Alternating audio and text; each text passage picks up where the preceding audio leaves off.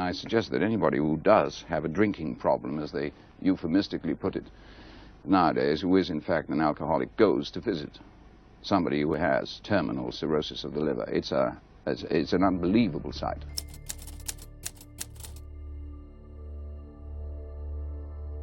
Few actors have burned as brightly as Richard Burton. You know, if I looked at one of them, they'd piss in their pants, because I'm Vic Dakin. Used to be.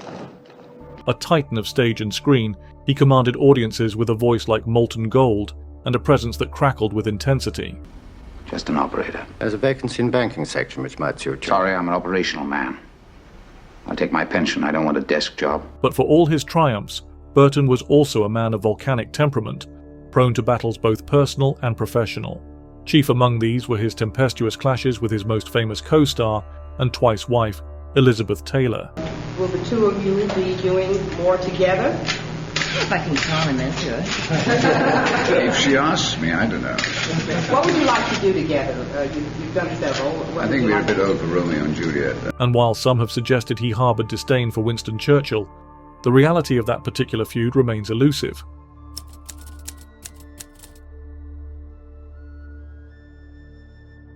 Burton and Taylor were more than just screen legends. They were the most scrutinised couple of their time. When they met on the set of Cleopatra in 1962, Taylor was already a Hollywood icon. Only Elizabeth Taylor can live it. I've had more fun in the back seat of a '39 Ford than I could ever have in the vault of the Chase National Bank. And Burton, a celebrated stage actor, was beginning his ascent in film. Why wouldst thou be a breeder of sinners? I am myself indifferent honest, but yet I could accuse me of such things. Their chemistry was undeniable, explosive even, and before long, the married actors had ignited an affair that scandalized the Vatican and delighted the tabloids. Elizabeth Taylor and Richard Burton. Elizabeth Taylor and Richard Burton. Married Elizabeth Taylor, met married Richard Burton, and the fireworks exploded. I was very young when I could say to myself that this was how love was and how it would be. But to have waited so long. It was a relationship forged in excess, of passion, of wealth, of drink. They married in 1964, but the honeymoon period was brief. Their arguments were legendary. Richard was a Welsh poet, a genius, a fine actor, and he was also self-destructive, Taylor later reflected.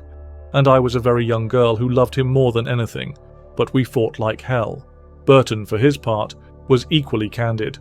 She would shout, I would shout, we would throw things, he admitted in one of his many love letters to Taylor, and then we would fall back into each other's arms as if it were the end of the world.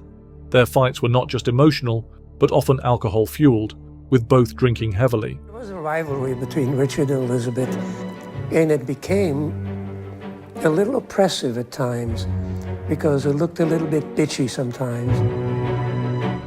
Despite their volatility, they worked together on 11 films, including Who's Afraid of Virginia Woolf, in which their on-screen ferocity seemed barely distinguishable from their real-life turmoil. What a dump! Huh?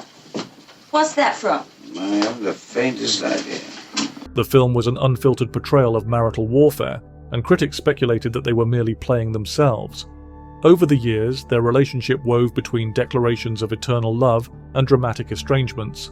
Burton showered Taylor with extravagant gifts, including the famous 69-carat Taylor Burton diamond. One famous piece of jewelry that didn't need to be borrowed was the Taylor Burton diamond. What does 69.4 carats really mean? I mean, what it means is the most expensive diamond in the world. That's what it means. For Elizabeth Taylor's 40th birthday, Richard Burton purchased this 69-carat pear-shaped diamond. But material possessions could not mend the fractures between them. We were like magnets drawn to each other but repelled at the same time, Taylor once mused. In 1974 they divorced, exhausted by their clashes, only to remarry a year later in a private ceremony in Africa. That reunion lasted less than 12 months. We loved each other too much, Taylor later said, and that was the problem. No, I must say we enjoy fighting. I think that fighting with somebody you love and are really sure of, and if you're really sure of yourself in your love, I think having a fight, an out-and-out, outrageous, ridiculous fight, is one of the greatest exercises in marital togetherness.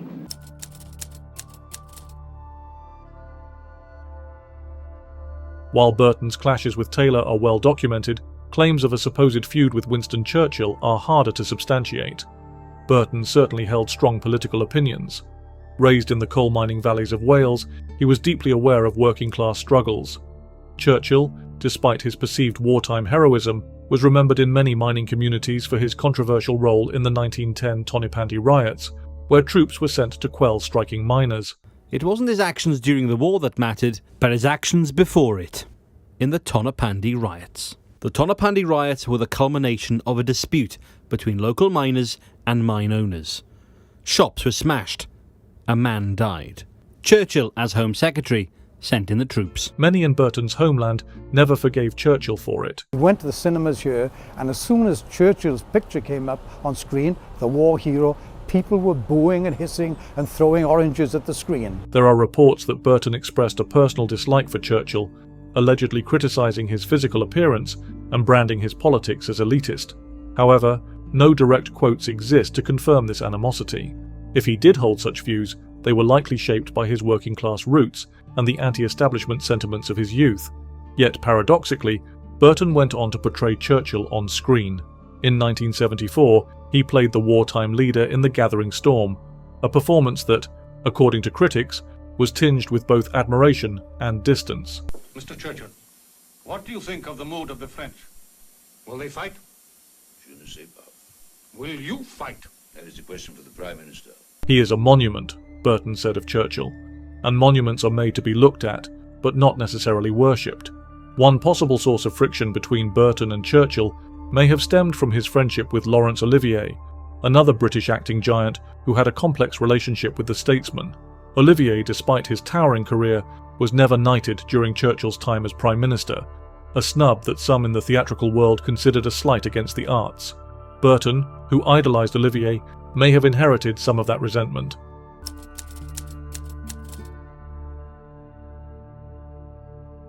Burton was, by all accounts, a man of contradictions, a prodigious intellect who dismissed Hollywood as shallow yet revelled in its excesses, a man who craved respectability yet sabotaged himself with drink, a romantic who wrote reams of poetry for Taylor yet tore their relationship apart with infidelity and rage.